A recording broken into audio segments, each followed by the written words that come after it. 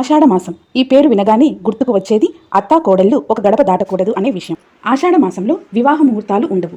ఇది శూన్యమాసం కనుక వివాహాలు జరుపుకోరు. ఎందుకు అంటే ఈ ఆషాఢ మాసంలో శ్రీమన్నారాయణుడు యోగ నిద్రలోకి వెళ్ళి తిరిగి కార్తీక మాసంలో యోగ నిద్ర నుండి మేల్కొంటారు. అందుకే శ్రీమన్నారాయణుని యొక్క ఆశీస్సులు నూతన వధూవరులకు ఉండవు అనే ఒక చిన్న ఉద్దేశంతో ప్రాచీన కాలం నుండి ఈ ఆషాఢ మాసంలో వివాహాలు అనేవి జరపరండి.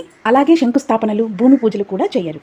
ముఖ్యంగా ఆషాఢ మాసంలో గోరింటాకు పెట్టుకోవడం చాలా విశేషం. చంద్రుడు పౌర్ణమి నాడు ఉత్తరాషాఢ లేక పూర్వాషాఢ నక్షత్రంలో ఉన్నప్పుడు ఆషాఢ మాసం అని అంటారు. ఆషాఢ మాసం ఎప్పటి నుండి ఎప్పటి వరకు ఉంటుందో తెలుసుకుందాం. స్వస్తి శ్రీ చాంద్రమాన శ్రీ క్రోధినామ సంవత్సరం ఉత్తరాయణం గ్రీష్మ ఋతువు ఆషాఢ మాసం శుక్లపక్షం 2024 జూలై 6 శనివారం ఆషాఢ శుక్ల పాడ్యమి తిథితో ప్రారంభమయ్యి 4 ఆగస్టు ఆదివారం అమావాస్య తిథితో ముగుస్తుందండి ఆషాఢ మాసం. జూలై 6వ తేదీ నుండి వారాహి నవరాత్రులు ప్రారంభమవుతాయి. అలాగే ఈ రోజు నుండి ఆషాఢ మాస స్నానాలు కూడా ఆరంభిస్తారండి. అలాగే ఎంతో విశేషమైన తొలి ఏకాదశి జూలై 10.